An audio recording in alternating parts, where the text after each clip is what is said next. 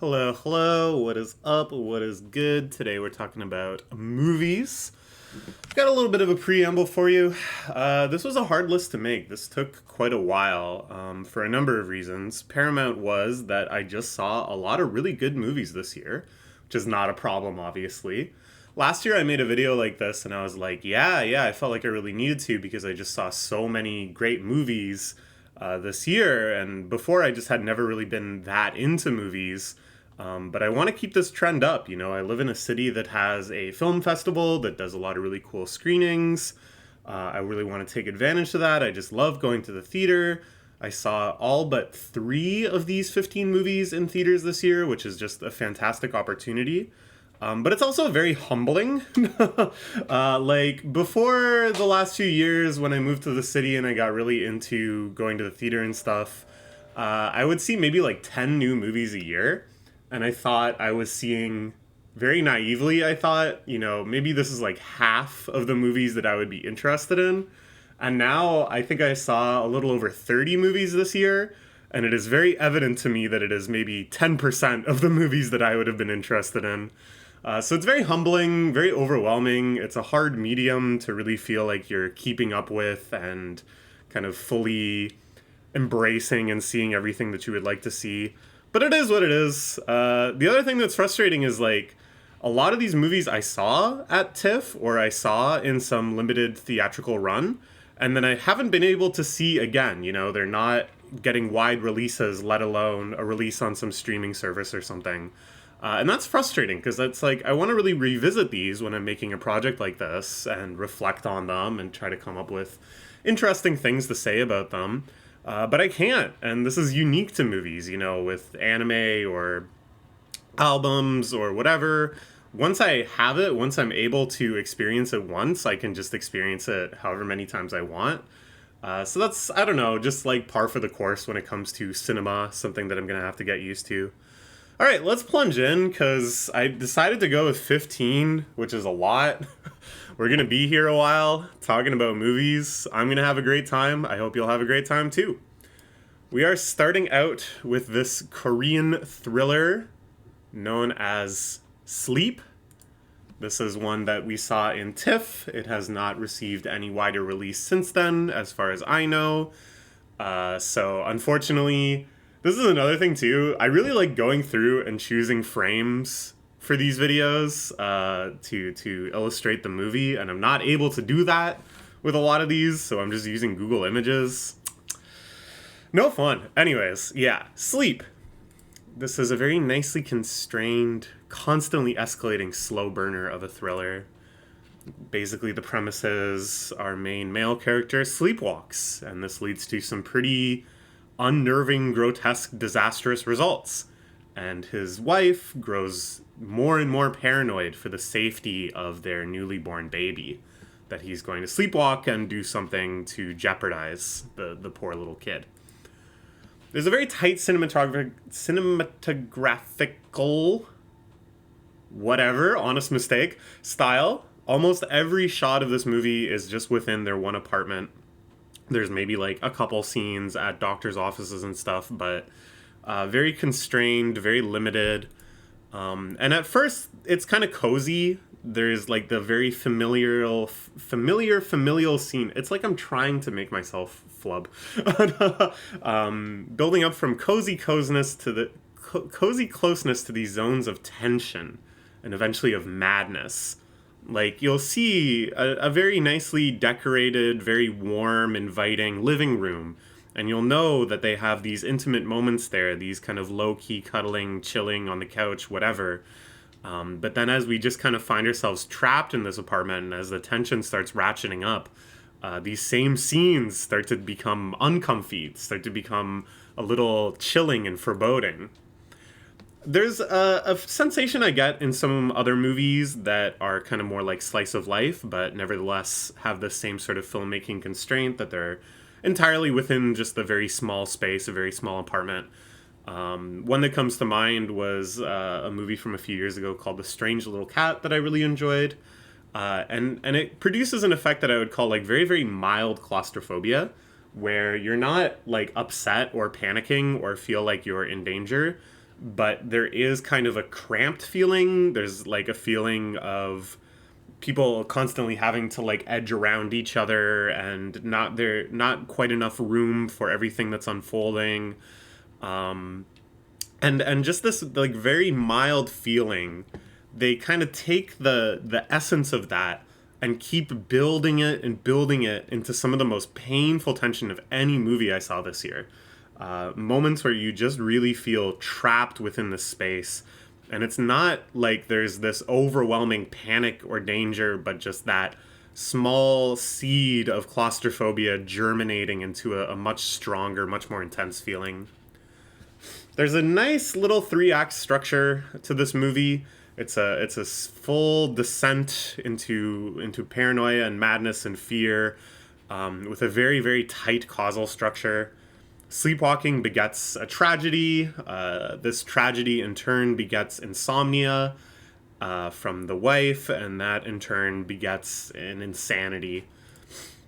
And in turn, it starts off as this very like raw thriller, where you're just kind of on the edge of your seat, wondering what's going to happen during these excruciating sleepwalking sequences. You don't really know what's on the table. But then as the kind of problem that this manifests as for both of them starts to develop worse and worse and worse, your empathy just starts swinging around wildly. And then in the final moments, it turns into kind of an emotional state that I have a hard time putting into words, that I haven't seen in many other movies.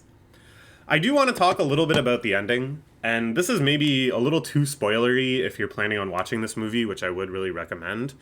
I don't want to talk about like specific events or anything. I don't want to ruin anything for anyone, but I just kind of want to talk about like what effect it had on me, because it's such brilliant entertainment, and I want to entice people into seeing this movie as a little more than just like a thriller, and seeing that it has appeal even if that genre doesn't normally appeal to you. So just as soon as this tension, this kind of routine wavers for like a little bit, and you start to kind of feel a little placated and maybe a little too comfortable with what's happening, it suddenly veers off. It takes like that one kind of seed of complacency and goes like whole hog in a complete 90-degree turn. It gets a little schlocky, but very, very funny.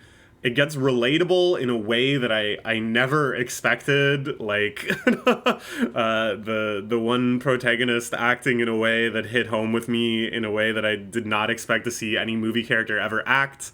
But also like deeply, deeply concerning, because you've grown such a fondness for these characters.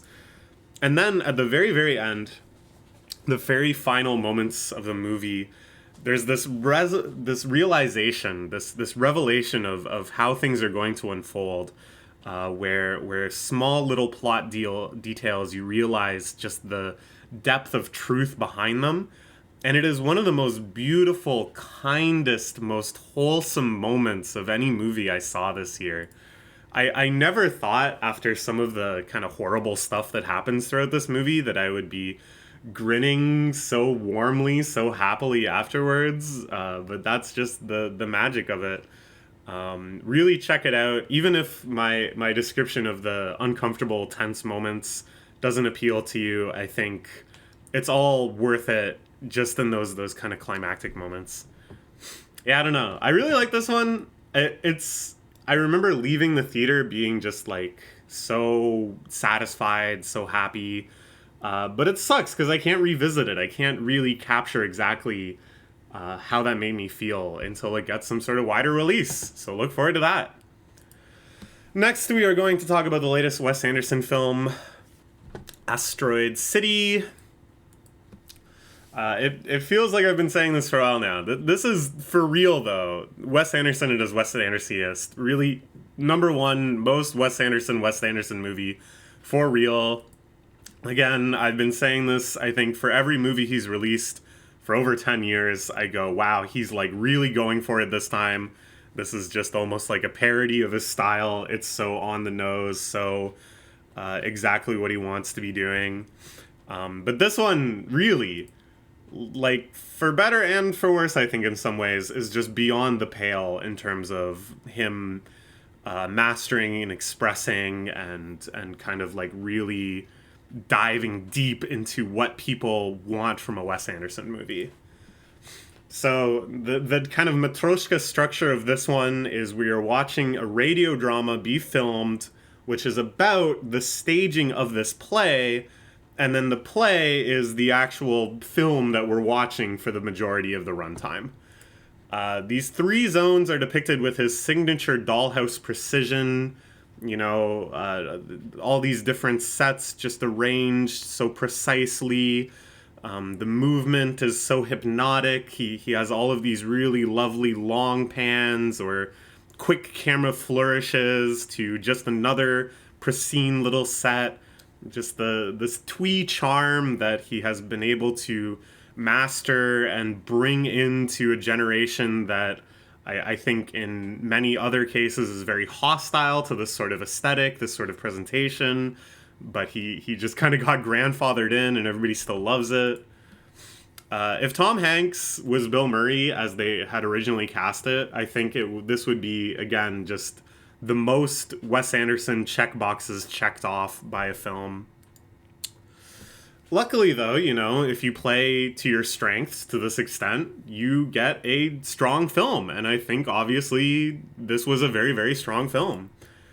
The innermost plot, the play that we're watching of nerdy science fair of these misfit kids all presenting their kind of wacky problems and projects. This is very core Wes Anderson stuff. This is a character type that he loves to write, loves to give them these little moments of connection and growth and achievement. It's all interrupted by an alien invasion and subsequent quarantine. This is the perfect playground for all of the main strains of his humor, and I've identified like kind of three Wes Anderson humor types. Of course, he does more than this, but I think these are like kind of his core trinity of humor, and he's given himself just the perfect playground to express all this. We got precocious, lovable kids, low-key, miserable, griping adults, and slow pan chaos. And basically the recipe here that is executed many times to great effect throughout this movie is these wacky, nerdy kids are causing some sort of mischief, and the camera slowly pans through a variety of sets where said mischief is rampaging in the background and a small little story is being told, almost like a comic strip. And in the front, we have some very disaffected, low-key depressed, griping adults kind of ambiently riffing on something else. I loved every one of these shots. I think they're just so well executed. I'm sure he has a lot of fun kind of orchestrating it all in his brain, and then maybe a lot of frustration in actually making it all click for the filming. And then the outer layers of the plot, I think, took a very big step forward in Wes Anderson exploring his own philosophy around the creation of his works, especially his latest works that have been so deep into his own personal style. We address questions of artifice, of performance, but of authenticity, of rawness. And it builds up into these kind of like thesis statements that I honestly don't really quite understand exactly, where he's coming from on this stuff, but it feels like attempts for him to kind of resolve this sort of fundamental question of his work of like, well, if everything is so precise and artificial and just this sort of playhouse feel, then how do we kind of also drill into the depths of humanity and have people really becoming vulnerable and confronting big issues? And it leads to kind of strange statements near the end, like you can't wake up if you don't fall asleep, which to me seems to be some sort of statement about the idea of like building up artificiality and then bursting forward from that with authenticity, but I don't really know. It feels so personal to someone whose life has become so atypical. Even among directors, I think he enjoys a sort of special status in Hollywood in terms of kind of prestige and having all of these other big stars wanting to work with him, and just the way his movies are appraised critically versus other pictures is so discongruent. And it's like really interesting that he's still kind of like personally echoing, the questions he's asking himself, the things that matter most to himself. But because his life has become so atypical, if you compare it to kind of his earlier works, like something like Rushmore, which is about a precocious kid, but it's really about like a precocious kid and a depressed adult. There's no additional mind-bending layers of performance within performance within performance. I mean, there is a play within a play in that story, but you get what I'm saying. Or like the Royal Tenenbaums, which is about very weird, atypical people, but they have, anxieties and loss and a need for bonding that I think could resonate with anyone. Whereas the sort of issues he's grappling with now, I think are so personal to him. It doesn't really resonate as directly, but a feeling persists that I've always really, really enjoyed in his work, that has always made his work so memorable and affecting to me. This sort of like wistful, melancholic despair. What is Aaron saying? Bro, you have the day off. Happy Martin Luther King Day. I should mute Slack 1 second. Is there no easy way to do that? Alright, well, whatever. He can say what he wants to say. I'm talking about movies. Work will come afterwards. Alright, next. Yeah. I mean, at the end of the day, like, it seems like he's gonna just keep putting out movies at a very steady pace, and I'm just always going to love them. I don't think at any point my kind of critique around, oh, he's really playing to his strengths, oh, this is just kind of another, artifice around artifice, whatever. None of that is ever going to stop just that real visceral happiness in seeing a new Wes Anderson film. Okay. Now we can move on. Actually, I'll check my Slack message in case it's something important. But just a note as a reminder to myself. Yeah, sure. That's fine. Okay. All right, moving on to number 13. We have dear Paul Giamatti here enjoying a Christmas feast in The Holdovers. What a heart this movie has. What a great depth of sincerity. What vulnerable humanity, another honest mistake, is pushed into the spotlight. It's kind of trite to say, they don't make them like this anymore. It's something I've heard people say a lot about this movie. But I think it is very telling that even when choosing the setting for this movie, they set it back in the 1970s. Actually, I think in 1970. They kind of had to do that because I think making a movie that feels like this, that has this sort of messaging set in the modern era, would just feel too discongruous. So we got our three main characters: a misanthropic recluse professor, a troubled, shit-disturbing student, and a bereaved but exuberant lunch lady, who are all trapped together in this private school over the Christmas break because, it all kind of comes down to the kid has nowhere to go. He can't go stay with his family.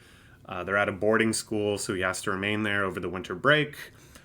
Paul Giamatti is assigned to look after him. He draws kind of the short stick there as revenge for, I don't know, there's a whole plot line there.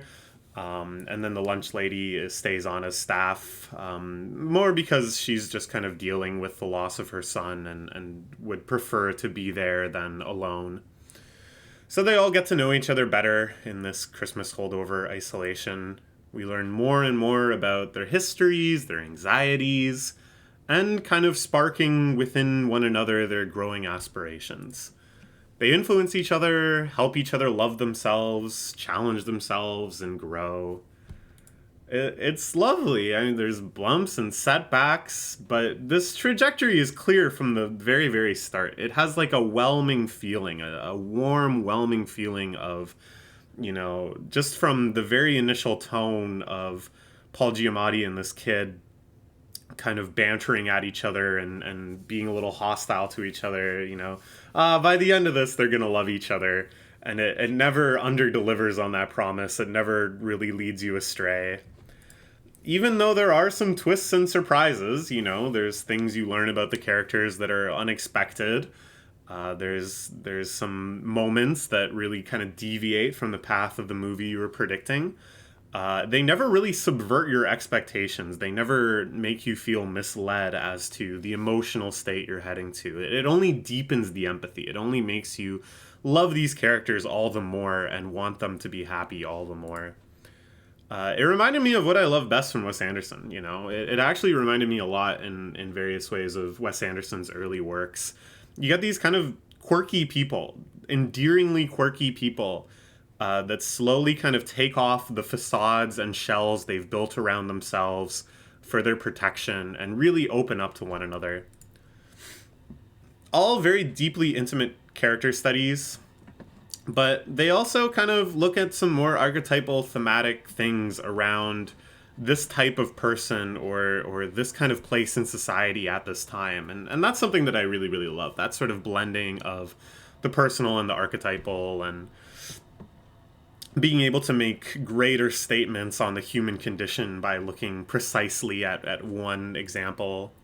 You know, topics like private education, mental health, parenting, the Vietnam War, grief, classical philosophy. Paul Giamatti is always quoting the classical philosophers in moments that are sometimes humorously inappropriate, but at other times actually really make you dwell and ruminate on, you know, the meditations of Marcus Aurelius. You know, these ancient texts that still speak to us today.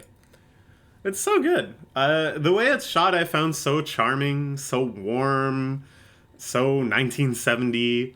I saw some complaints that this is like digital faux film. Like, it wasn't actually it wasn't actually shot on film.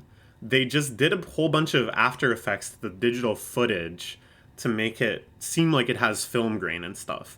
And I think if you were like really eagle-eyed about it, you could notice aspects that were like not authentic to film grain, and I could see why that would like bug somebody. But because of that, it's like more bespoke, and they were able to get exactly the sort of graininess they wanted and exactly the color grading that they wanted. And I think they did it to like really great effect.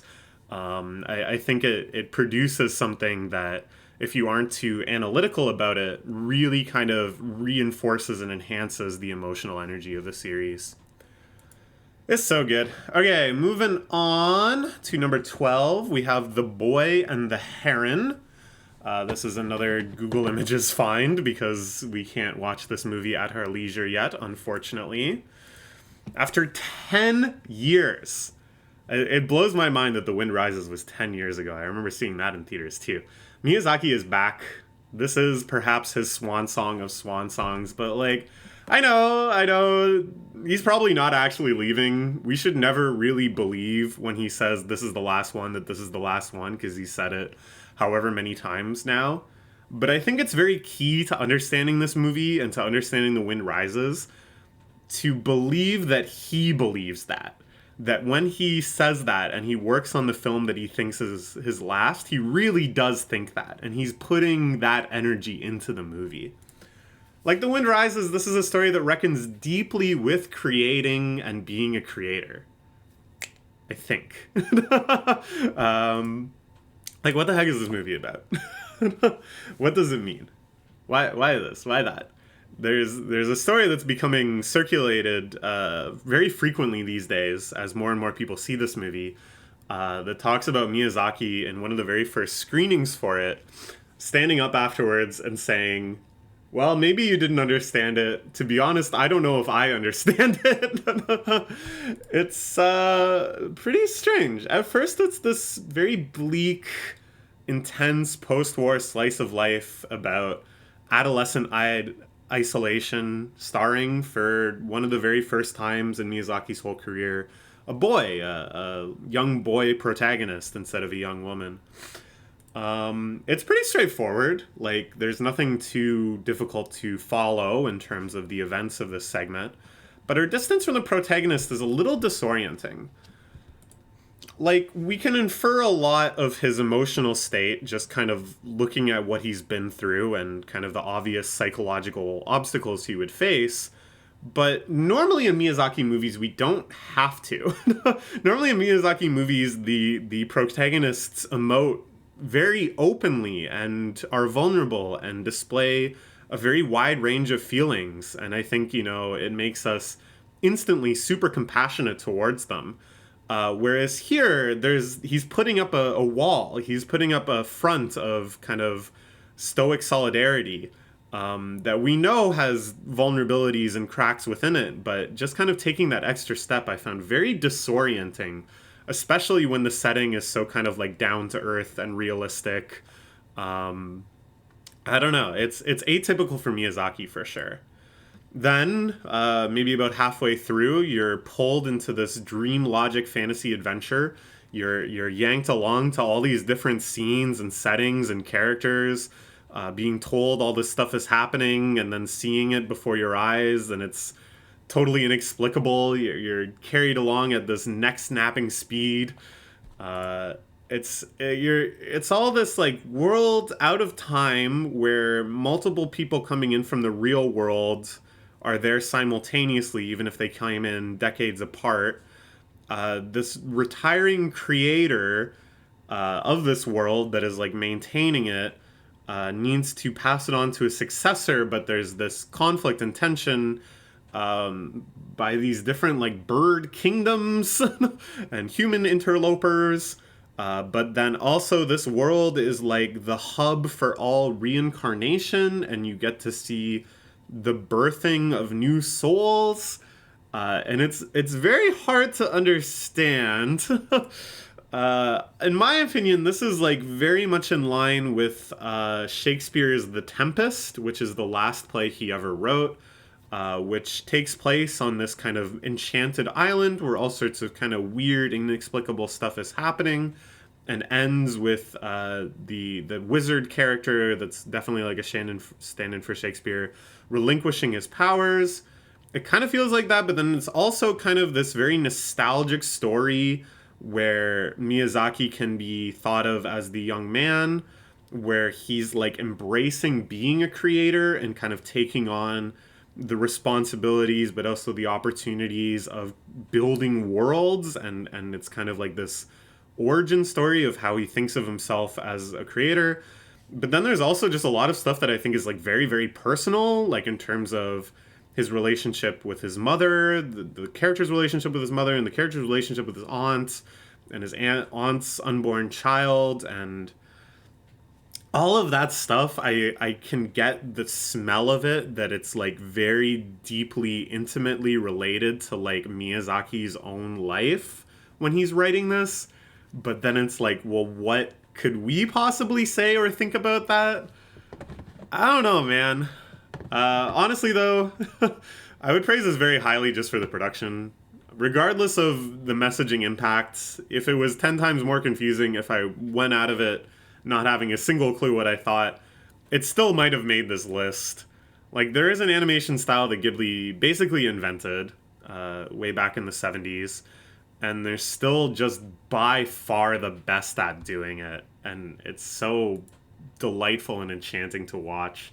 And when I think about it, lots of Miyazaki movies are really weird, and I think they become more appealing through familiarity, through iconification, through these characters becoming beloved mascots, showing up in merch, being part of our lives. I think they're movies that benefit from that sort of comfortable rewatching, such that the really weird, almost abrasive elements become familiar to you, and all this sort of roughness gets smoothed over into enjoyability. So I really can't wait to rewatch this. I hope it gets a digital release soon. Okay. Onwards to number 11. This is Willem Dafoe in one of his most Willem Dafoe-looking roles ever. This is Poor Things.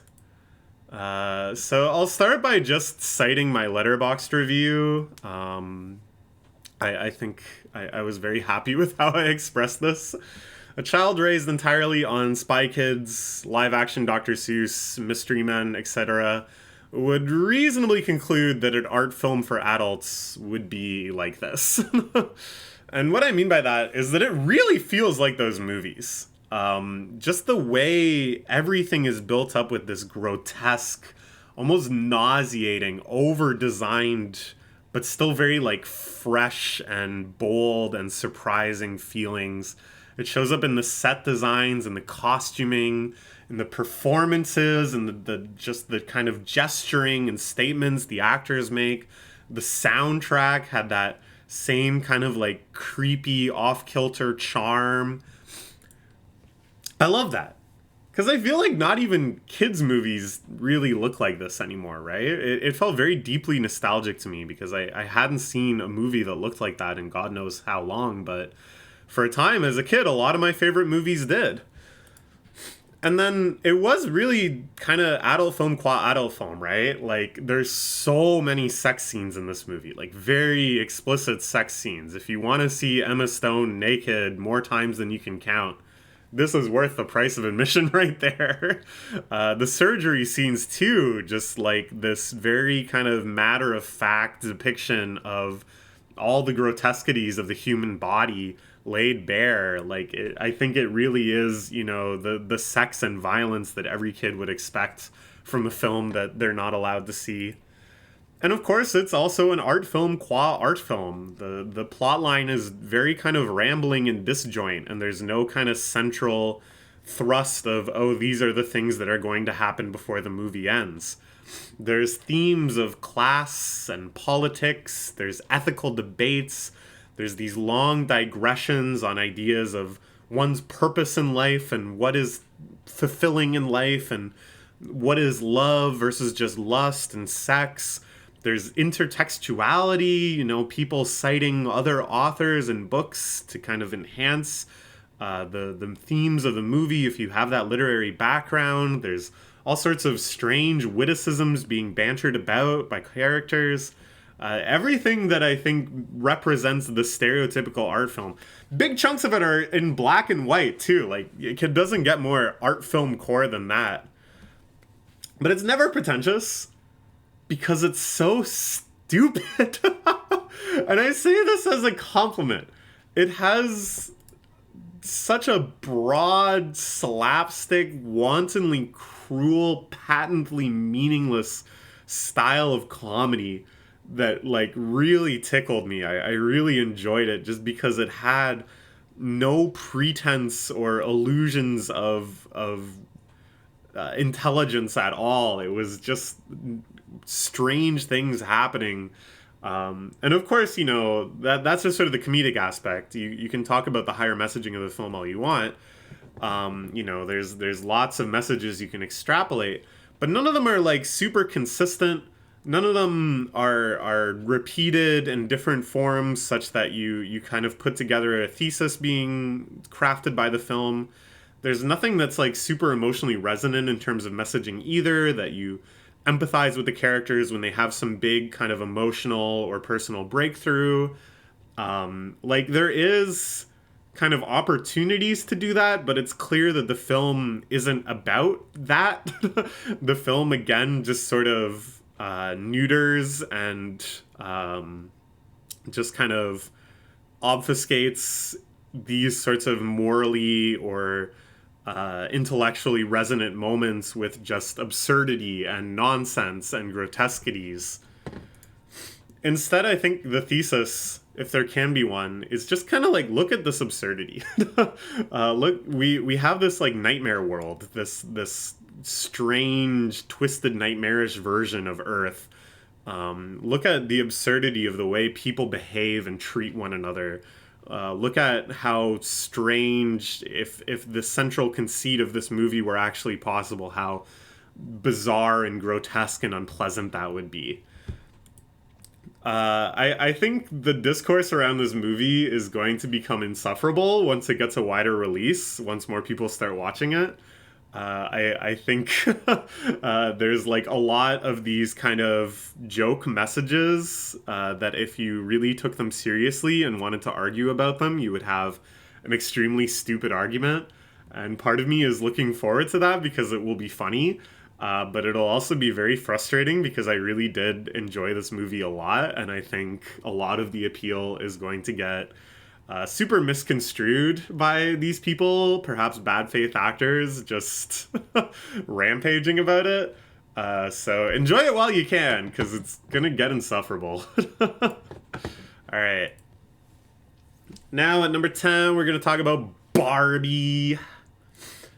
This is kind of sort of like a counterpoint to Poor Things in a lot of ways, insofar as it is kind of like a child, or in this case also a child toy company's idea of an art film.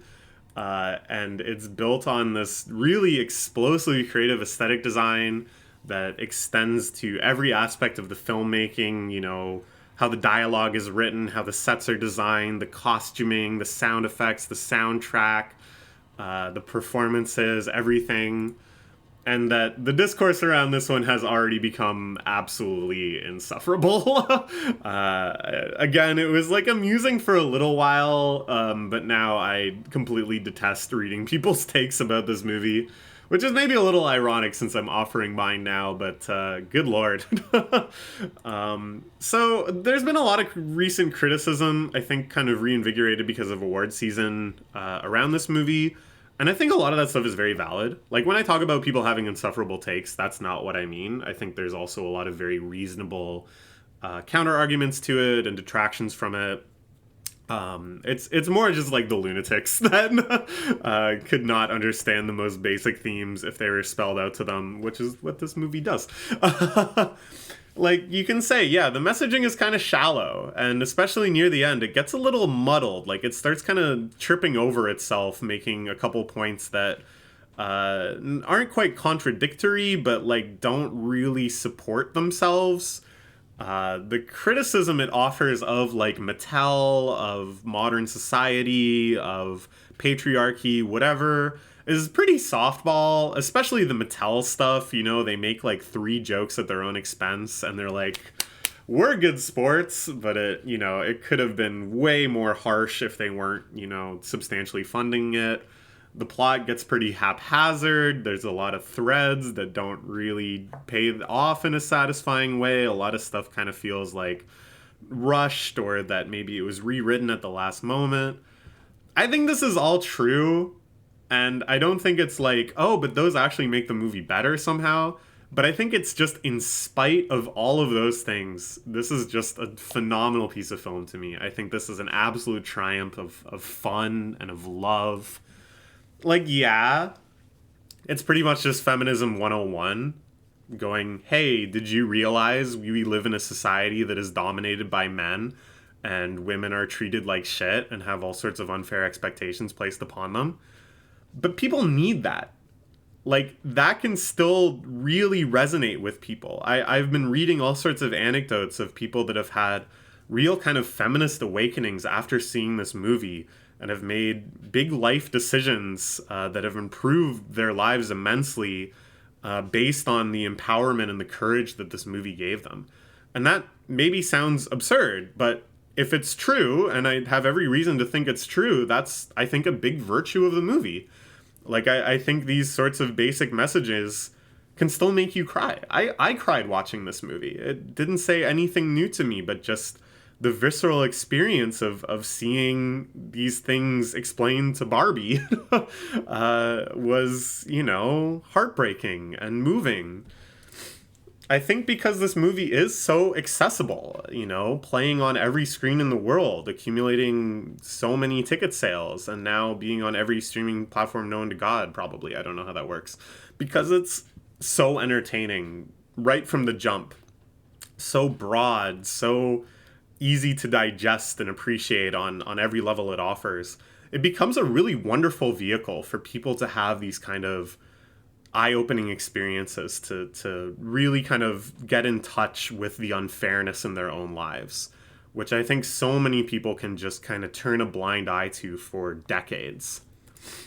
And beyond the messaging, there's so many things that I just love in this movie, like things that I talked before in the albums video about the idea of like musical fetishes. Here we hit some movie making fetishes for me. And it's kind of interesting because I think my love for these things in film is pretty out of sync with like mainstream taste, despite this being like such a mainstream movie. But stuff like near the start, I was so enraptured by the crisis of reality that Barbie faces that kickstarts her whole adventure into the human world. Just this wrongness she feels with everything one day resonated me with me so well. I thought that was like so well expressed. And it's such like a strange plot point for, you know, a movie like this to have the feeling of reality at its most fundamental level is going wrong.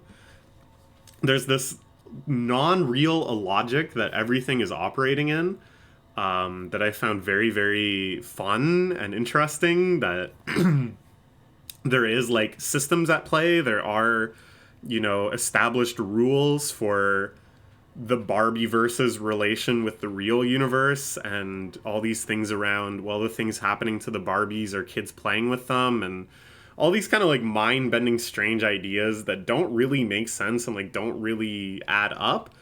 I thought that was just so much fun. But at the same time, it's like this insane barraging collage of illusions being thrown at you. Like all these references to other movies, moments of intertextuality. There's like a 2001 parody at the start. Like, it's kind of just like this almost psychedelic brain dump experience where you're taking all of these super recognizable real world aspects and then just threading them together in like a totally nonsensical way. And then also, of course, I'm Just Ken, one of the biggest bangers of the year. Super catchy, super fun, karaoke, insta classic. That's not like a filmmaking fetish though. That's something that's for everybody. So yeah, I love this one. Moving on into our top 10. Well, I guess this is top 10 too, but moving on into number 9, we have Scorsese's latest Killers of the Flower Moon. Another Scorsese crime family, 3+ hour epic. Yeah. We've heard it before, but honestly, like, I mean, that's a very high floor. None of those movies are bad. If this was just New York mobsters again, I would be down. I would want to see it. I would probably have a great time. But instead, we look to the tragedy of the Osage people, exploited for their oil-rich land. And I think, you know, before we get into its qualities as a movie, its qualities, you know, as something you're going to watch for 3+ hours, when we think about the message this movie is sending, the thesis that it builds compellingly, unignorably, this very brutal truth that it makes clear, this that the unfathomable massacres of natives during colonization, this isn't some distant foreign tragedy that we've moved beyond, but instead just the first salvo, the first link in this long, tight causal chain of violence that continues now. This movie, by like engaging us and entertaining us, makes us almost complicit in this abomination, I think. But oh man, I it's enough that it just makes that clear. I think that in and of itself is an extremely valuable and important sensation for us to remember. Just the long continuing history of colonial violence. That it's not just like I think what's amazing to me and what makes this resonate so deeply is like it's easy to kind of look back at, you know, the massacres of colonialism and be like, that's terrible. And then look at like reservation tragedies and Starlight Tours and day-to-day anti-native racism and be like, well, yeah, that's terrible too. But it's so easy to kind of think, okay, well, that's basically what's been happening the whole time. Like, but to remember that there's so many horrific stories that just litter our historical landscape from then until now, that none of them should just be kind of like rolled up into one theme or one kind of consistent pattern, but instead, like, we just keep doing new shitty things to them over and over and over again. And what I mean by maybe this should have been like 2 pages of slides. What I mean by making us complicit is because we're viewing this as kind of like a crime mob story, where we're seeing this family worm their way in through seduction, and then also through violence, forcibly seize all of these oil rights through the eyes of them as protagonists, and kind of inciting this mentality in us that we get when we watch something like The Departed or The Irishman or whatever, where we're like almost kind of rooting for the crime family. Like we maybe detest them, but we kind of want to see them win too, just because that's what makes it so engaging and entertaining. And I think that creates like a massive dissonance that's very, very powerful in this movie, that feeling of complacency. Because, yeah, man, what an engaging and entertaining movie this is. Scorsese is such an expert on these, like, very detestable but very magnetic characters where you loathe them for who they are as people, but as acting performances, you just are glued to the screen. You just can't wait for them to show up again and do whatever. Here we have like a whole gambit of hateable men. We got the imbecile moral black holes, the delusional schemers, all manners of drifters, weirdos, winos, bombers, bruisers, and perhaps worst of all, lawyers. Brendan Fraser as that lawyer was just like, God, what a jaw-dropping performance. And then, of course, this is contrasted nicely with the sad, the tragic, and I really distinguish between those two things. The sad is on a very one-by-one personal level, that horrible, sad things happen to these people as individuals, and then the tragedy of their nation as a people in general being destroyed deliberately by these greedy white men. It's an indignification. And it's you really witness this because they portray some scenes of like the elders having counsel with such beautiful dignity and such reverence for the culture they had, and then just contrasting that with the very pitiful states that they're reduced to. It's brutal. It's brutal. I think very deftly. And here it's kind of funny because when you think about what he was able to achieve in building up this sense of setting and just sort of the culture of the people at the time and the relationships between the Osage and the white people, I think it's very impressive given how, like, quote unquote short this is. Like, it's something that usually you only see achieved over, like, a TV show that can spend multiple episodes just sort of building up examples of this relationship. But I think he very deftly and efficiently kind of builds up our expectations on how people are going to interact or what kind of hidden motives people have. And then, of course, all of this setup, this emotional space, this thesis he's trying to prove is built by littering it just almost excessively, scene after scene, powerful, unforgettable, just small moments that are given such gravity and characterization and comedy. There's moments in this movie that made me laugh out loud. Bro just knows what's up, man. He's a legend in filmmaking for a reason. I'm very, very excited to see his next movie, which is supposed to be about Jesus. All right. We're moving on. Here at number 8, we have May December. It's sort of like meta schlock, meta true crime. In some sense, you could call it like an elevated Lifetime movie, like a Lifetime movie being presented through some sort of strange rapper. But even though you can kind of place it in relation to all these different things, the end result, the space it occupies is really so unique. The premise here is that an actress wedges herself in the old wounds of this statutory rape case, uh not living, I don't know why I put living, she's not living with them, but she's like stalking them. She goes and hangs out with them all the time and interviews them and tries to get insight into their lives. The actual couple, where they're now married with kids, but they had met when he was 13 and she was 36. This, of course, being a kind of riff on a very famous real life case that happened in the 90s that had a lot of the same kind of like structure to it. But this movie, of course, takes it in a direction that, you know,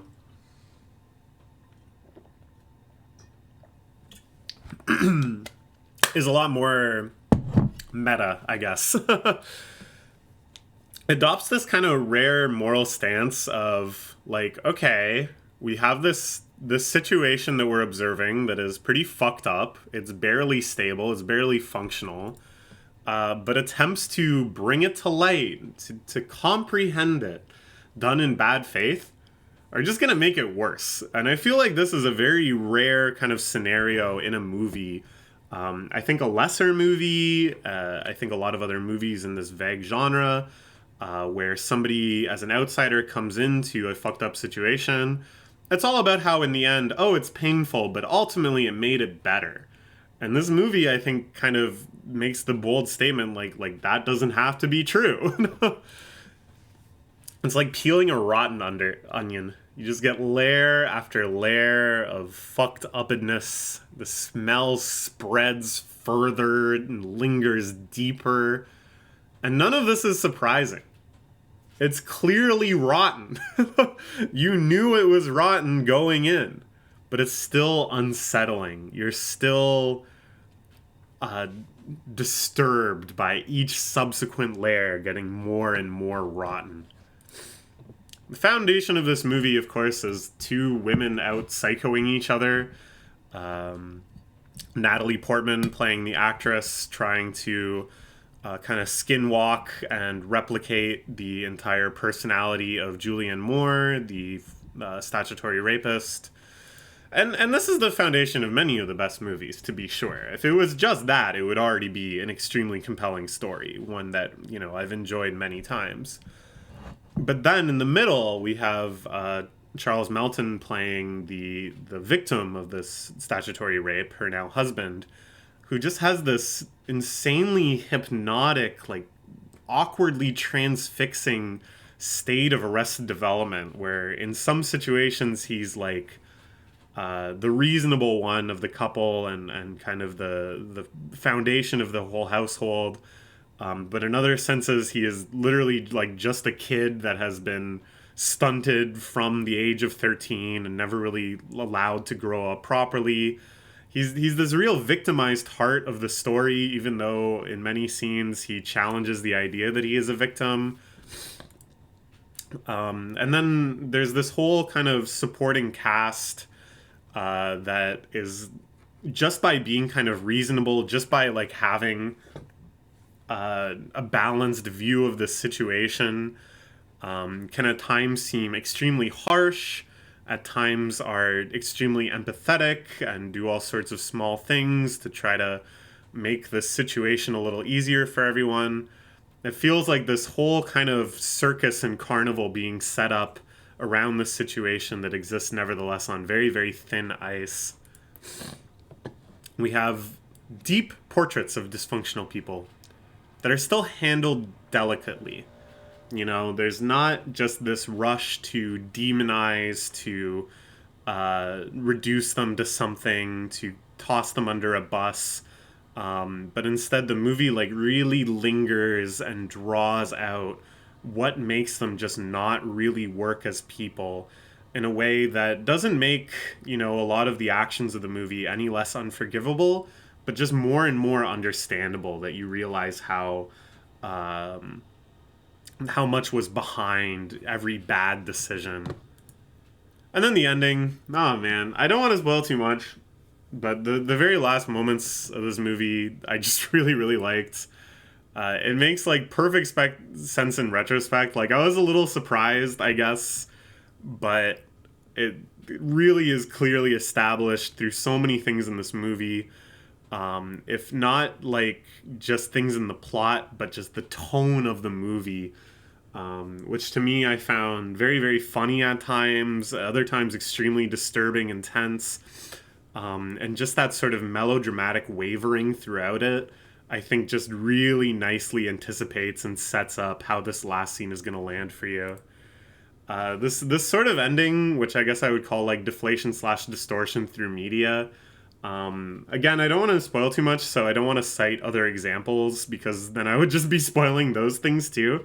But there's like 3 or 4 of them in recent memory, and I am getting obsessed with them. Like, there's some of my favorite endings in like anything. Just something about the tone it creates really hits. Also, I just realized I turned orange. It's because I have Awesome Games Done Quick open on my TV, and it's like my whole color scheme is changing as they play different ads. So that was like a Popeyes ad. All right, moving into the second half. We're looking at number 7. This is Past Lives. All right, we got to get back to the fundies here. We've had a lot of really weird genre movies that we've talked to back to back to back. Let's just have ourselves a nice, heartfelt relationship drama. Basically, we have a very simple situation. The main character reconnects with someone she was closeness first as a child, and then had a period of connection and conversation with in like her early 20s, and then hasn't talked to at all for like 12 years. And then we kind of take the situation where they're reuniting after so long and throwing it. You know, she's married now, but this couple that they are built up to be is so emotionally mature, stable, content couple. And then we just really, really chew through in depth what it means to be in this situation and what they're going through emotionally. It tackles big, big questions like, am I living the best life I could be? Or how do we really change as people as we grow up? Or what types of love and relationships can I have in my life? How are they compatible with one another? What do each of them mean? And it tackles them with honesty, without melodramatic impediments of people lying or covering for one another or not expressing themselves, without really any twists. I can't think of any kind of like bomb dropping revelation in the movie. Everyone is just open and honest with each other step by step by step. Because that's what questions of this magnitude really deserve. This is how you can feel connected to characters in movies that are grappling with big, big things like that. You know, when you're confronting these sorts of problems in real life, you don't have any of the conveniences or inconveniences of the movie. You're not going to have some divine revelation that just is handed to you. You're not going to have like a near-death experience that makes you rethink everything. You're not going to, you know, go through any of the sort of melodrama of a movie. Instead, you know, hopefully you can just work through these things with the hugeness of emotional space that an adult ought to have. And as the characters in the movie do, which I think, you know, really helps you empathize. Unsurprisingly, the answers are pretty inconclusive. This movie does not have a overall final thesis on what anybody in this sort of situation should do, but they feel authentic. They feel lived in. Things can resonate with you. All this plays out with one of my favorite cinematic settings, with one of my favorite kind of tones or modes. Wistful but exciting urban life, which we see played out in both Seoul and New York over the course of restaurants, meals, streetcars, parks, crowded alleyways, rooftops, apartments. All of this familiar urban life that I really just love seeing, love living in. Honestly, any movie that has a scene where some Korean dudes are drinking soju and eating meat in some crowded restaurant, that just instantly becomes beloved to me. Every movie I can think of that has such a scene, I really enjoy. And I hope to never evolve past this bias. I hope to just have that as part of my filmic personality forever, because I also love drinking soju and eating meat. It's like non-idealized, it's non-romanticized. I mean, obviously it's not overly despairing either. There's no scenes where they walk past like a desolate homeless encampment or something, but it's just like nice city life. It's like how it actually is. It's aspirational in a sense that it feels not that different than my own life, and that I could be living like these characters are in a positive way. It's sort of romanticized, even though this movie really kind of challenges the idea of having a storybook relationship or viewing your life through the lens that it's some grand narrative. At the same time, I think it kind of creates this achievement for the characters that they've both kind of made it and they can live comfortably in New York together and take in all of the wonderful experiences that affords you. That to me is very like capital R romantic. That's, you know, what I've been striving to reach my whole life. Like, I want to live my life as beautifully as this, as a mature adult that can handle these sorts of situations and grow closer to people as a result of them and be open and honest about everything that's swirling around in my life. And to do so in a lovely urban environment and take advantage of all those wonderful things. I've been often saying things like, I want to live a beautiful life or whatever, because that sort of thing has resonated with me a lot more than, oh, I want to live like a happy life or I want to live like a meaningful life or whatever. But usually in the past, when I've thought, oh, this is such a beautiful life, I want to live this life, it's like somebody who does not have good mental health. It's like somebody who is, you know, working 18 hours a day to try to become a professional shogi player. Or, you know, I don't know what another example is. Yeah, things that are actually like not aspirational, really, if you want to have a healthy life. What are they playing now? I got distracted. Oh, Final Fantasy 15. Okay. Yeah, so I think this movie is really nice in that it kind of makes you aspire to the emotional maturity of the characters.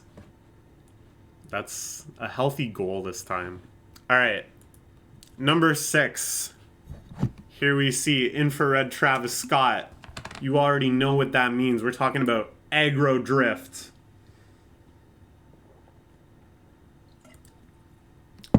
This is from the Provocateur Auteur and Sicko Troll Harmony Korine. He is back after a decently long break with this. And here I'm going to read a paragraph to you.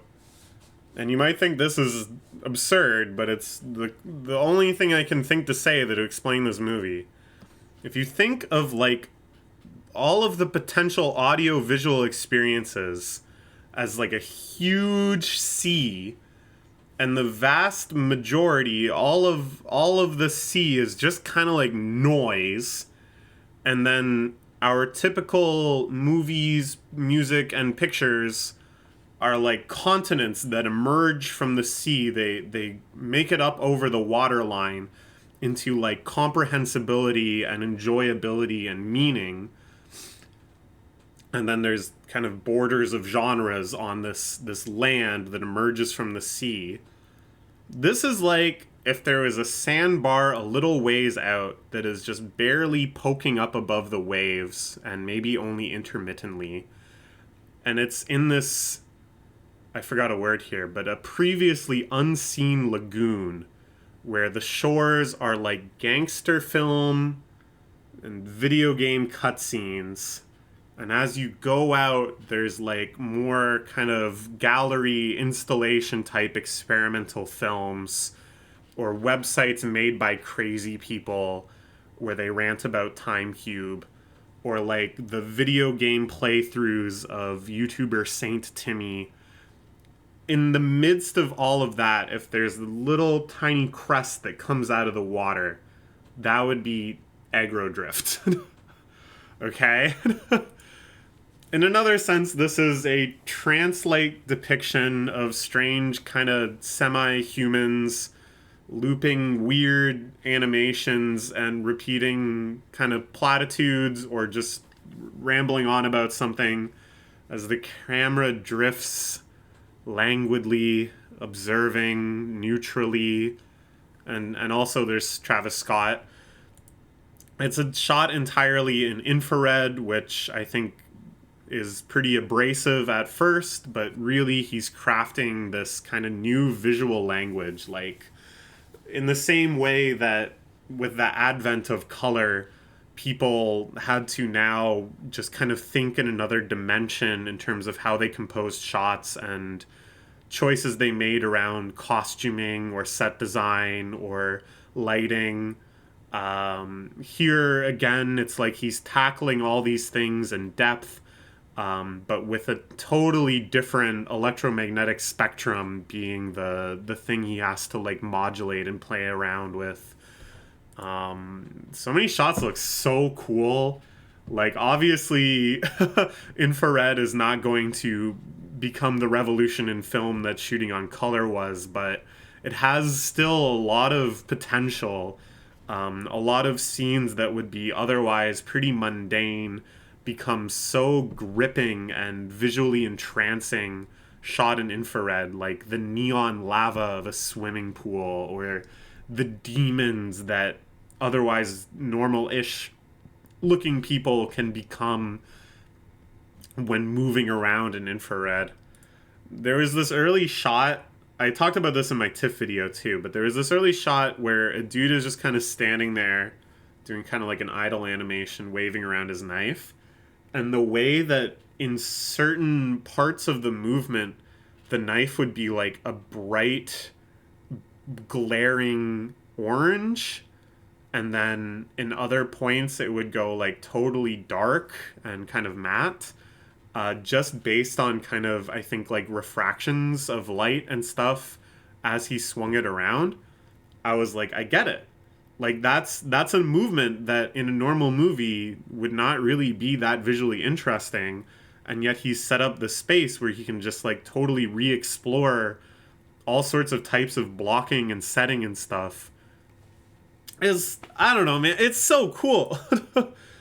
And some ways, I think this is just an excuse to really dive deep into this style of infrared photography and to experiment and come up with cool shots. And that would be fine if it was just like an experiment in that.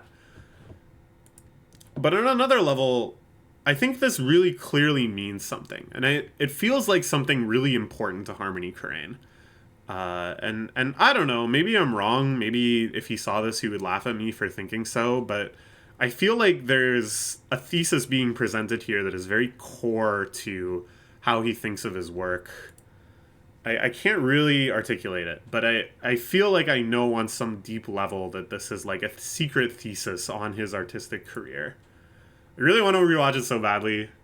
It's so good, dude. Like, it's just so different than anything else and so compelling. The soundtrack is amazing too. I didn't even mention that. It's by this guy, Arab Music. I've always really liked his work, but normally it's just like very intense, high BPM technical stuff, which I love. But here it's like so huge and atmospheric and filmic. Like he's really nailed the sort of film score feeling in a way that it almost feels inappropriate with how strange and abstract everything else is, to just have this like very driving, very dynamic, captivating movie score playing alongside it. But it just works. I don't know, man. It just works. I want to watch. Where can I watch this? When will this ever be publicly available? Like, what's the plan here? Criterion Collection release, maybe? It deserves it. I just want to see it again. If I see it a few more times, I can figure out, I think, what he's saying. He is the hitman. Ah, of course. Okay, let's move on. All right, at number 5, we have The Iron Claw. I went into this knowing it's about a family of wrestlers and something bad happens. I follow wrestling quite a bit these days because my boyfriend is super into it, so I know a decent amount of stuff now, but where my knowledge is really spotty is like older stuff and these old kind of legendary stories within wrestling. A lot of them I've just never encountered before. And the Von Erichs were one of them, where again, all I knew is, like many wrestling stories, it ends in tragedy, but I didn't know what. And I was like, all right, that's one of my favorite genres plus wrestling. I love a family and then something bad happens stories. And I've really loved wrestling lately, so that's a win-win right there. Then as the movie started, I found myself so quickly and so deeply endeared by these freaking musclehead dorks. Like the acting is so charming, so good. Just the lifestyle that you witness, just little scenes like them relaxing in the river, but then even smaller scenes like talking about going to get burgers before it. It's just so charming, so idyllic, so wonderful. I just love them all so much. And then this horrible dread started creeping over me because I knew bad things were coming. But what would they be? How bad would they be? I didn't know. So many moments became coded in tension because I thought maybe this is it. Maybe this is the night something horrible happens to one of them. And then, yeah, it was bad. It was so terribly sad. I cried so much, and even writing these slides and thinking about certain scenes, I felt like I was about to start crying. And I don't know, I think if I talk about it too much now, I probably will start crying, which will slow down the video. Like, this could easily be like a 20 out of 10 I laughed and I cried type movie. But it was so much more than that, too. Like, I think the number of things this movie did so well, almost like behind the scenes of just its core emotional thrust, is what made it so effective, what made it so compelling and likable. I thought it was very impressive how much it operated in this like secret language of wrestling that I can now comprehend. That is to say, so many themes. It was never solely expressed through wrestling, but things that were stated explicitly through dialogue were restated subtly, but I think very consistently and very clearly through moments in the ring. And being able to know enough about wrestling now to kind of identify that and to recognize, oh, he just did like a really unsafe move, or oh, that was a little bit sloppy. Oh, that was charismatic, but it didn't really have the right oomph to it. And then to see these things being explicitly discussed in the locker room after, I was like, hey, that's good. It made the wrestling scenes all the more compelling to me when they were already, shot so extremely compellingly. So I don't think I made a note about this as well, but I think it's really interesting how this movie kind of operated within kayfabe. So if you don't know about wrestling, kayfabe is the industry term for the illusion that the stories within wrestling are real. That, the outcomes of the match aren't predetermined, that beef the different wrestlers have with each other is legitimate and they actually do really want to kill each other, and it's not just the storyline being written for them. All of that is kind of lumped into this idea of kayfabe, and maintaining kayfabe means not breaking the illusion or spilling the beans on the artifice of it all. And this is addressed like very subtly within the, or not very subtly, but very briefly within the movie. A character asks, how much of this is real? And our lead just kind of like scoffs and chuckles and is like, you don't get it. But I think the movie too works a lot better because they aren't blatantly breaking kayfabe all the time, where even though the characters must know in advance the outcome of a match, it's shot as if the tension of the match is in who wins in the ring, instead of the tension actually being who will they decide gets to win, if you know what I mean. And I think that shift just makes the way it's shot all the more compelling. Like it brings in more of the appeal of watching wrestling itself. Because when you watch wrestling at home, it's fixed, it's fake, but you don't know who wins. And there's still like a lot of tension there to see which direction they're going to take the storyline. So I don't know. I think that was really, really cool. And yet at the same time, when they shoot the wrestling, you can see the elements of stagedness. Like you can see where they are throwing like a mock punch, where they're doing, the thigh hit impact and not the real impact. And like, I don't know. It just felt very, very rewarding as this kind of blooming wrestling fan to be able to kind of parse all this stuff. That's a bit of a digression. I meant to write a note on the slide about that too, so we would have had that digression regardless. I think it also had a very good level of restraint in giving nods to that era of wrestling, in that they had some other wrestlers at the time appear in the storyline, but it wasn't like excessive cameo core. It wasn't just like Leo point at the screen .gif moments back to back to back. I think it was more kind of deep cuts for the real ones. Like my boyfriend was able to figure out who a lot of wrestlers that aren't explicitly named must have been based on like the matches and the timing and stuff. Except of course, Ric Flair has a fairly prominent role, which is unfortunate on a number of levels. I mean, he had to have had, because this is just a true story and they're telling the story. But Ric Flair is like a piece of shit human.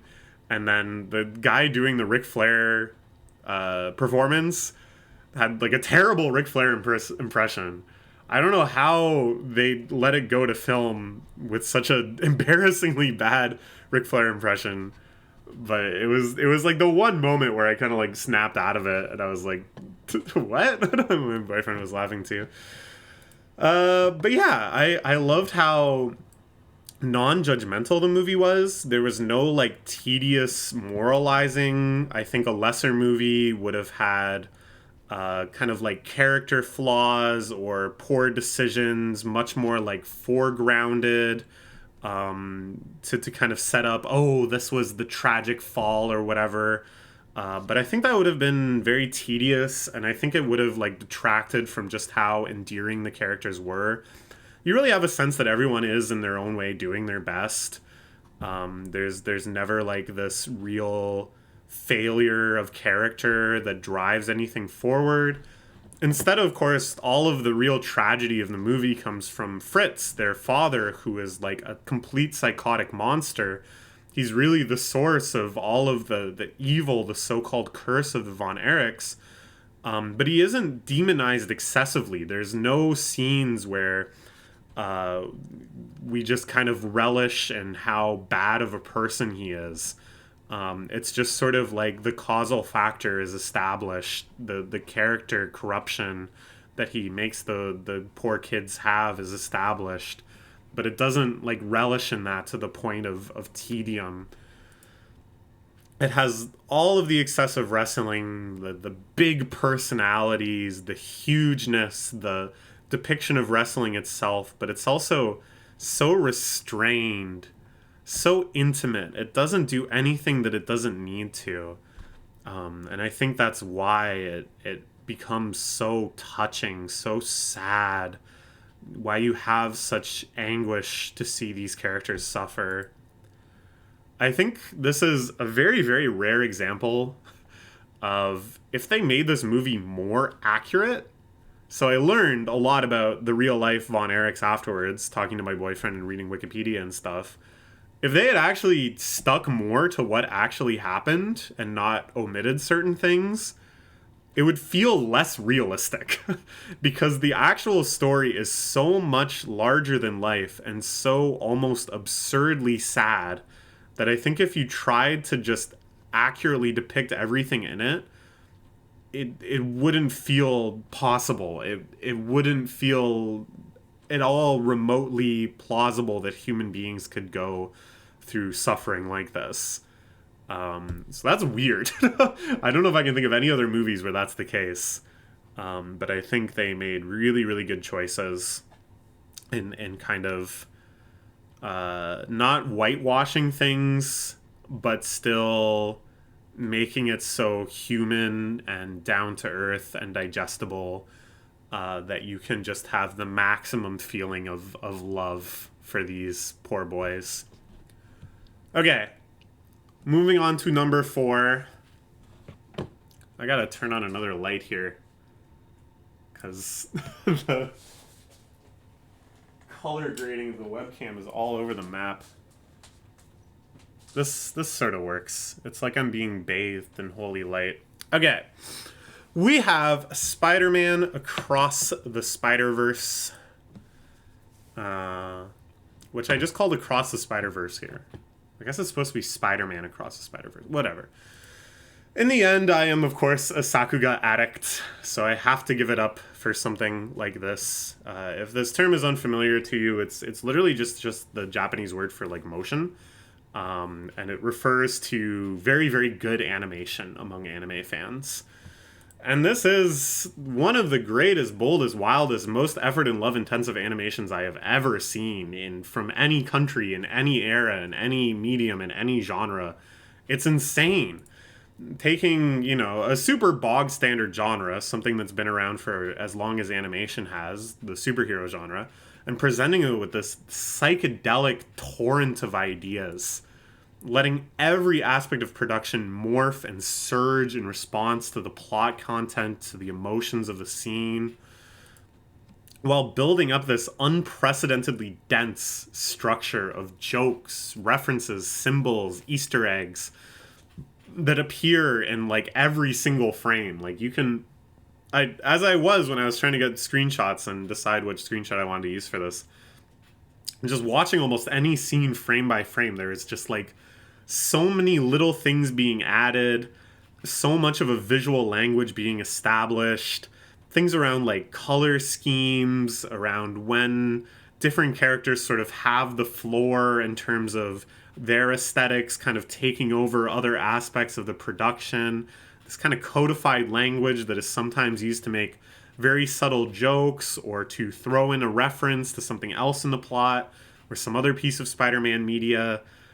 It's wild. It's wild stuff. And I find the overall effect of it isn't that it's, like, overwhelming or dizzying, because I think the through lines of action and what you're meant to focus on are so well established. But it just becomes this, like, visual smorgasbord where it feels like every little thing that manages to catch your attention feels significant and neat, and you're, like, happy to have spotted it. Basically, this is the Western version of Bocchi the Rock, an anime that came out last year that I absolutely adored, that I could give pretty much all the same praise to. And of course I like Bocchi the Rock a little more because I like slice of life shows more than superhero stuff. But this was great. What a joy this is to watch. And all of it completely in spite of totally incompetent animation direction. This is a story that emerged in the aftermath of this movie that the directors, Phil and Lord, Chris Lord? Huh? No. Those two are really bad at being animation directors. I think they're good directors maybe overall. Obviously, I really, really like this movie, and they must have had a lot of influence on it. But I was hearing stuff like they would want to see the scene fully rendered and animated before they would give judgment on really fundamental stuff, causing insane amounts of scrapped work and do-overs and redundancy. And it's like the key thing that animation directors should be able to do, far more than live action directors, is be able to look at, like, the bare bones storyboard of a shot and be able to simulate in their head what it's going to look like, and then point out timing suggestions or revisions to say, oh, tighten this up or linger on this a little longer or whatever, and be able to incorporate those as notes on storyboards and not make very talented, very hardworking people spend probably hundreds of hours fleshing out the scene to its final form just to be told, oh, actually, we want to make these, like, major timing changes or completely redo this scene. It's so infuriating to read about. It's a miracle this movie got made at all. And it's like an insanely crazy miracle that just the animation team itself was so creative and inspired and passionate that they were able to make something this good while being directed in such a way. Okay, but enough about the Sakuga. The presentation alone cannot be the reason that this scored so high. Or, well, actually, when it's this good, when I'm like, this is one of the coolest animated, and like some of the coolest like animation I've ever seen, maybe it can score this high just off the strength of that. But no, there was other stuff I liked. I found it really funny. I don't know if part of it is probably just because I was in a good mood, really just enjoying the movie in general, and was so blown away by the presentation. But I found it very funny. A lot of stuff really landed for me. Even though most of it is written in the same kind of like quipping, everybody given a sassy rejoinder back and forth type of writing that I generally don't like and don't find funny at all. But it really worked here. I think it just kind of fits the Spider-Man character and the whole kind of vibe of the movie. And it was very silly too. There was no real pretentiousness to it. There was no sense of it needing to be impressive or intelligent, but instead it was just very fun, silly banter. There's a lot of Spider-Man deep cut jokes. Deep? Oh, I think I just said something important. Spider-Man deep cut jokes. I'm drinking a little water. That I didn't get at all. And a lot of them were explained to me after by a friend of mine that's really into Spider-Man and would tell me, oh, hey, do you remember this scene? Well, that's like an actual thing from the comics. Oh, this was actually a reference to whatever from the comics. But what I think is notable is that they made them funny even though I didn't get what they were references to. I still kind of understood, oh, there's probably a reference here. There's probably a reason that this is being done specifically. And that I still found funny. I still like appreciated that. I can still appreciate it on the sense of like the timing or the slapstick or the surprise of the joke. And that's a really great thing to be able to have your cake and eat it too. To be able to make very obscure references that only 1% of the watchers are going to get that can still be funny to everyone. It was also really moving. It's pretty cliche. There's nothing really that deep in the messaging. In fact, some of the messaging is a little distasteful in my mind. Really just the stuff around like its reverence for the police I found very distasteful. But nevertheless, when there was meant to be like a sad moment or a sentimental moment, a moment of character frustration, a moment of painful realization, it all just really hit with me. And again, maybe it was because I was in such a good mood just watching such a masterful piece of animation. But it was a great experience to just kind of be along for the ride and to feel so openly sad when a character was sad. Like, to have that kind of one-to-one emotional resonance, even when there isn't really that much insane or new or creative behind these emotional stories. And it was suspenseful.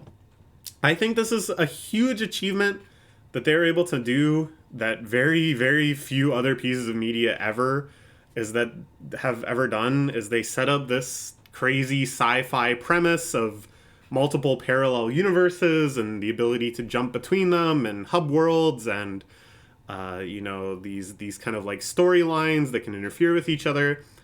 And the rules they set up around them, which at times are very explicitly info dumped at you, actually felt very intuitive, and you could very quickly understand ramifications based on them. Like, you could understand the significance of some plot point because you understood how it worked within the rules of this whole multiverse type thing. You could feel suspense because you knew the gravity of it in that context. Which often when movies try to make you like care on that level and care about the implications based on rules that movie sets up that are kind of arbitrary, it just flops for me and I can't care and I feel almost like a disinterest in caring.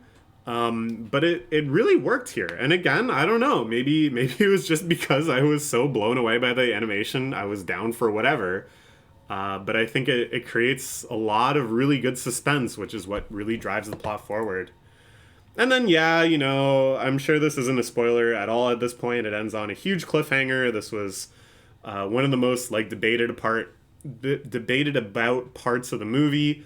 I personally have mixed feelings. I really resent people that say, "Oh, it's just half a movie," because it has an amazing, awesome climax right before that, and then there's just kind of like this coda that teases the next movie. To me, that's not half a movie. That's like 1.25s of a movie. But again, it's a mixed feeling because I don't really think it's like necessary either. Like it feels almost like insecurity that they needed to hype up the third movie. That people wouldn't just want to go see it anyways. I don't think they need to create that urgency that you have to see it by leaving it on this major cliffhanger. But it is what it is. I'm certainly looking forward to part three. I hope it comes out before 2030. I think the fact that they were saying, "Oh yeah, it's gonna come out 2024," is just like psychotic, and again reflects the fact that the directors have no idea how animation works. Okay, good stuff. Let's move into our top three. Starting with maybe the most obscure movie on this list. A Hungarian comedy called Do Not Expect Too Much of the End of the World, which is about this very sleep-deprived production assistant driving around Romania, interviewing workplace accident victims, trying to find a suitable candidate to make this workplace safety video. In between, she's making a bunch of really vulgar parody TikToks, she gets laid, and she listens to a whole bunch of bangers on the radio. In a sense, it's a very straightforward movie. Like, the central plot is what I said. It's very simple. It's very iterative. It's, generally just scenes of her driving to some location and talking to the people there, and it's clear why she's there, and then she drives somewhere else and meets up with different people. It's very explicit, it's revealed pretty quickly what she's working on, and every scene is kind of reinforced by her in contact with her manager or in contact with the people she's going to be talking to, kind of explaining and setting up the scene. It's intercut with some other stuff, this main plot line. There's a kind of 70s drama pastiche that explains the backstory of another character she meets. There's some very surprising and sometimes very substantial digressions that sometimes completely warp the format of what you're seeing and take you on kind of like another rambling journey for a little bit. The entire ending is one extremely excruciating and truly masterfully performed super long cut, which is quite bold and experimental, but all of this feels very understandable in its intent and how it's being executed. It's all pretty down to earth. It's a movie that isn't messing with you, but is quite clear in how it's going to portray things and why. What's a little weirder, though, and what I think is much more unique and kind of the more challenging aspect of this movie, is kind of responding to it emotionally and understanding how you're feeling about it and trying to kind of reckon with, well, what is the director intending you to feel? What is the purpose of all these scenes and building up your emotional response, and what is that emotional response? You really slip into this empathetic trance of her life. We're kind of left wondering the same sorts of questions she must be wondering about, her sort of greater purposes and what she's her place in this world and stuff. But we're also not really left with much time to wonder with this really gapless activity of constantly needing to be driving around, constantly doing all of these tasks for the production company. uh, beleaguered by responsibility on every direction. We see like every little aspect of her life in explicit detail. Her satisfaction that she has filming these Andrew Tate parodies on TikTok, her curiosity about Uwe Boll and his place in the larger artistic world, and what is good film and what does it mean to be a film critic, and what is our relationship to these signifiers of good and bad, and how do we let that dictate our taste, and what is taste, and her frustration with this work that she's doing, producing something that is in a sense very tasteless, is at best kind of mundane and purposeless, but may in fact be whitewashing some very serious crimes a major firm is committing. Her powerlessness at these absurd capitalist systems that are entrapping her, that are doing indignified things like having to exhume the body of her grandmother and rebury it somewhere else. Like, all of this stuff is like swirling around her and is clearly pulling her in multiple different directions, and kind of dumping different emotional moods and demands on her. But we're kind of left in the same spot as her, where like it doesn't really add up to anything coherent or concrete. You're just kind of spiraling. I love how varied it is, that it indulges in both, I think quite funny, but very, very crude jokes that she keeps making to various people and that other people fire back at her. Well, then also having really legitimately interesting commentary on political things, on artistic things, on the history of communism and capitalism within Romania, on the relationship between laborers and property owners, and environmental responsibility and responsibility to workers. Like, all these big topics get delved into, but with kind of the same reverence and the same amount of focus as some absolutely filthy comedy being banded around. And then I found it so cool, all the music she was listening to. Every song I found completely compelling, but really in a different world than anything I've listened to. Like, all these Romanian rappers, these presumably Romanian metal bands, strange genres that I just don't think kind of exist in my North American brain. I love the moment where she says, I listen to pretty much everything, and it's clear that she's just flipping to different radio stations throughout the day to try to keep her entertained and try to keep her awake. And the end result is that it's this very overstimulating, overwhelming, delirious haze that at once feels kind of like tedium, slowness. I gotta go here, but that's gonna take me like half an hour because I gotta wait in traffic. I'm waiting on this, I'm waiting on that. Everything is taking so long. There's all these like small intermittent tasks, but at the same time, it's like things are just moving in a blur. You're already kind of on to the next one. You've never felt like your feet are underneath you.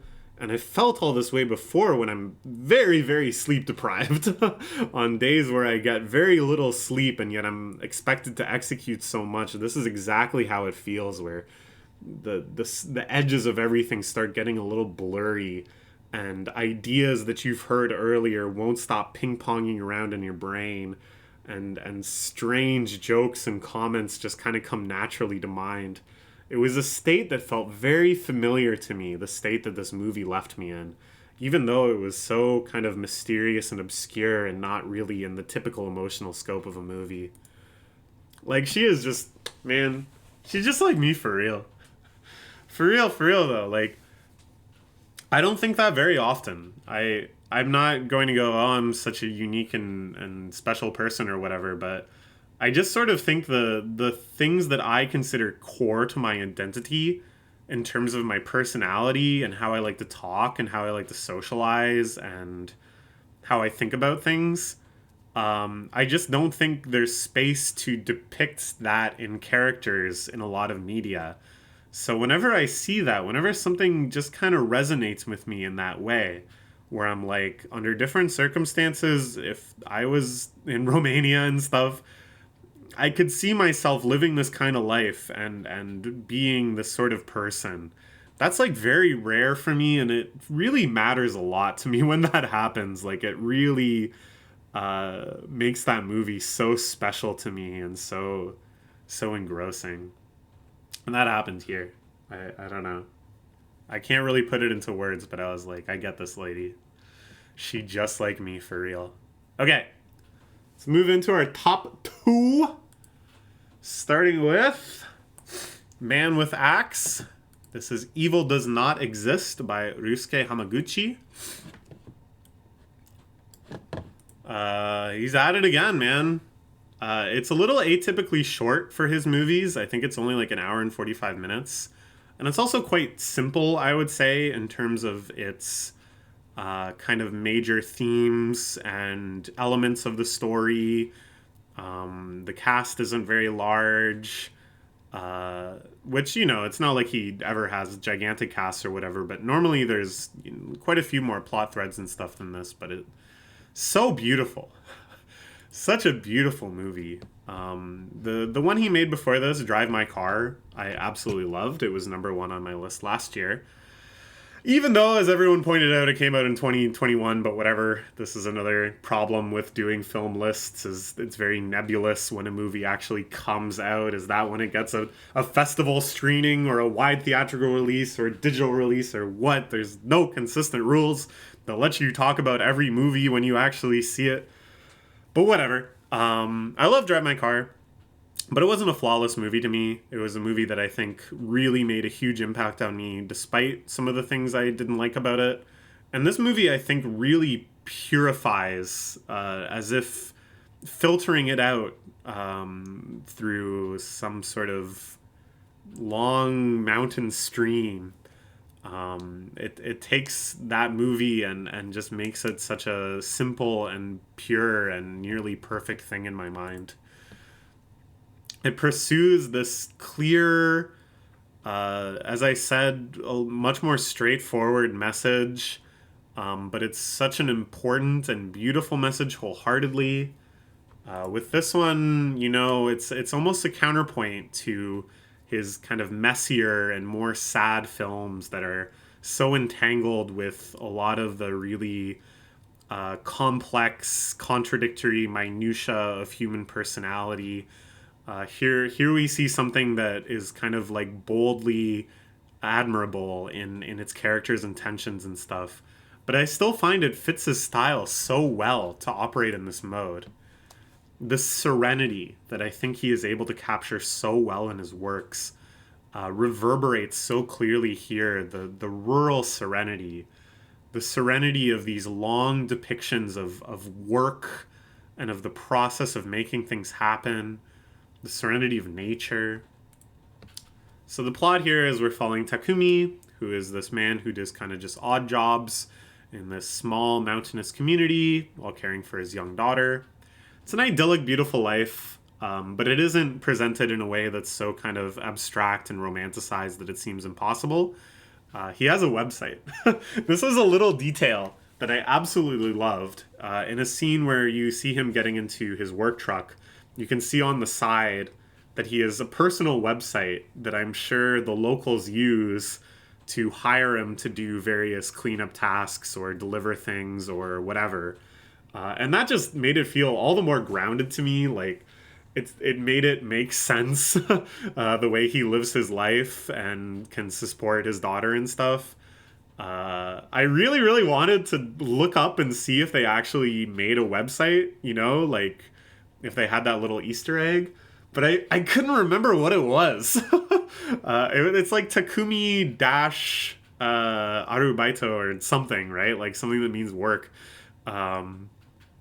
But I couldn't remember. I tried all sorts of permutations. I couldn't find it. Nobody else is talking about it. It's bugging me. It's bugging me. Because I feel like that's a little trick that maybe they would have done just to add that little Easter egg. But we gotta wait for the digital release. Then I can freeze frame it and check. The movie really relishes in the sensory physicality of his work, his periods of rest, his meals. Ooh, when they're talking about the soba that's made from the water from the mountain streams. Damn, it sounded so good. And it just really delights to bring through the pleasure and satisfaction that he must be getting in all of these moments. And then as the urban pollution creeps in, the central conflict of the movie is these yuppies show up and say they want to build a glamping site, which of course is a portmanteau that has gotten pretty popular in Japan lately, but has been bandied around for decades now. Glamorous camping. That is the fun of being outside in the woods without losing any of the creature comforts of your home. So there's like this sense of contrast, obviously, where they have very different goals and priorities and a lot of things they fail to understand about this mountainside community. And there's major conflict. But also the people sent out to relay this message to the community and to get their feedback have like a very understandable admiration in Takumi's life, in the life of this community. The one dude especially just really aspires to be Takumi and to have this sort of wholeness in his life that he otherwise lacks. And I think, again, it's sort of a little atypical for Hamaguchi to have such kind of an admirable character. And it's not to say that Takumi lacks kind of moments of sorrow or melancholy or doubt or whatever. But overall, we're encouraged to just kind of think of him as a great guy. And it's nice to see how the other characters really appreciate that as well. I love how this movie is really, really about these issues in such a mature and human way that these characters discuss at length what this would mean to their community. What is the significance of pollution? How does pollution accumulate, and what does that result in, and how does that affect their way of life? Like, they get into the weeds of it. They get into all the details in a way that I found very gripping and interesting, and I just wanted to learn and be educated. But in a way that reflects so well on like the maturity of these people, the humanity of them, their compassion for one another, even the way that they were so kind of understanding of the desires of this glamping company. They weren't like dismissive. They weren't, unilaterally opposed to every aspect of it, but just this very nuanced, mature conversation emerged. In a sense, it feels kind of like an allegory. I don't know. I don't know if I can really support this reading of it in much depth, especially since I only saw it once, like half a year ago. But it feels a little bit like the dialogue he's having with his audiences as his movies have drastically increased in popularity over the last few years. And brand new audiences are coming into his territory and engaging with these films. And just that kind of feeling of obviously these people are coming in with a lot of respect and interest and love for the sort of messaging he's providing.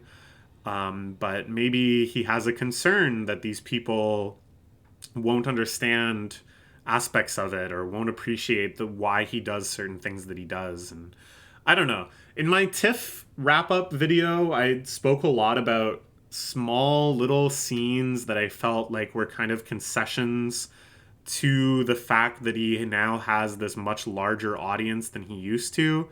And I don't know, thinking about it now, I'm not sure if that was like super well founded. Again, I would just like want to watch it again and really think about it in this context. But I really do think though, overall, like looking at this guy's directorial history, he's always had a following. He's always been acclaimed.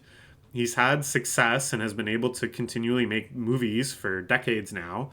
And then out of nowhere, he's nominated for Best International Picture at the Oscars. There's all this buzz, all this attention. He just got shouted out in the latest Criterion Closet video with Charles Melton. Like, he's like everywhere now. He's like a cause célèbre among a much wider filmic audience. Art film lovers the world over are now singing his praises. And I gotta think that affects the way you think about your next movies. Like, how could it not?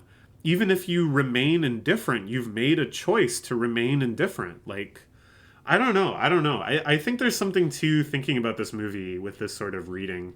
Obviously, not exclusively. Obviously, not as, oh, the only message of this movie is an allegory, but I don't know. There's like something there, and it's almost a little mysterious, and it feels very personal, and it's very, very intriguing to me. Then the ending. I don't want to say anything, but like, what the heck? I want to watch it again. See how I think of it again, but I can't. The closest thing to this movie is the Eurocamp movie. The Eurocamp movie is great, and I think it very similarly matches a lot of this movie in terms of the structure of it and what it highlights and the feelings it's going for, and a lot of the themes as well overlap and almost like an eerie parallel. Except, of course, the Eurocamp movie is inverted and it's about building a camp instead of people showing up that want to build a camp, but whatever. And also, Eurocamp is quite honestly, this is not a joke, the instigating factor for the conflict of this movie. Because the glamping council people that want to build this glamping site show up and they show trends that camping has exploded in popularity in Japan over the last like 5 or 6 years. And do you know why that is? This is not a joke. It's like almost entirely because of Eurocamp. And I'm not just saying, oh, anime fans are going out camping, but that the anime fans kicked off like a camping boom that permeated all sorts of different subcultures and has really just entered the Japanese mainstream. So Eurocamp is the motivating force behind this movie, which I just think is great because I love Eurocamp.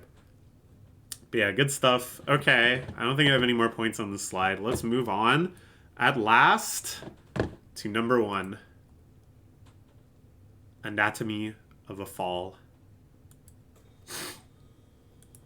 From a single fall, a single death blooms comprehensive analysis through the tight sieve of the legal system in so the premise of this movie, this man falls and dies, and his wife is charged with murder, and in court she must defend herself on the basis that no, instead he committed suicide. And that is the entire narrative thrust of the movie, is that she is in court trying to argue this case, and because of that, pushed through this extremely tight legal analysis sieve, brought into the harsh white light of the courtroom, everything. From the physics of the falling body and from where he must have fallen for different trajectories, to the potential misogyny of 50 Cent lyrics, to the effects and side effects of antidepressant use and their withdrawal, to the blurry lines of what really counts as plagiarism among fiction writers, to the sacrifice and guilt one may feel in long relationships that have all sorts of transgressions in both directions in the past, to the lines of responsibility that get drawn up when parenting. Just everything. These people's lives in the context of their relationship is put under the microscope.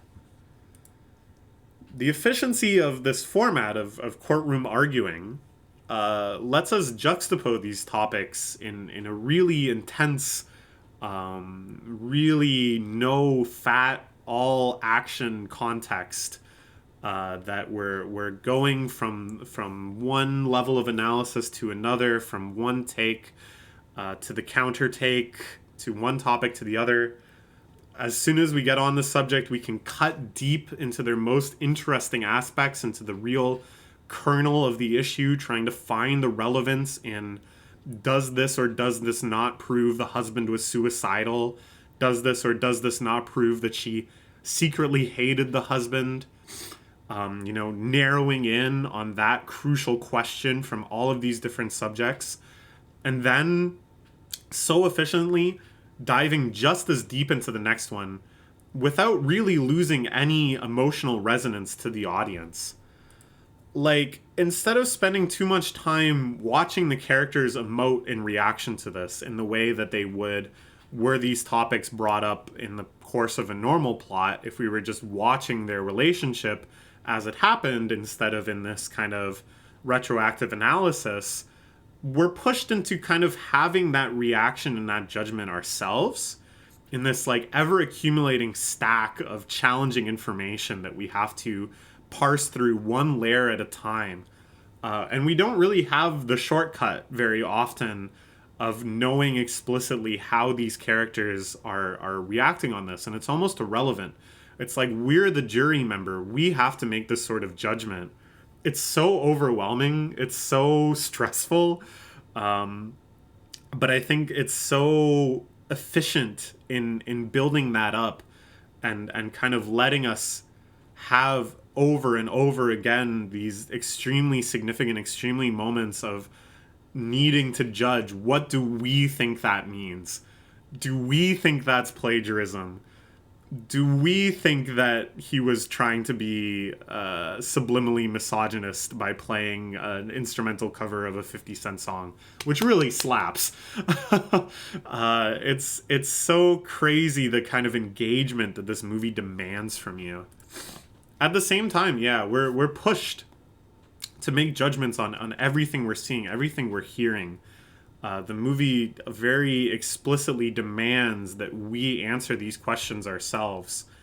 It's not ambiguous insofar as how it's presented. Everything is very definite and clear, like, this is what happened. But it's up to us to parse that, to think about what that means in terms of the character. Is that a good thing morally or not?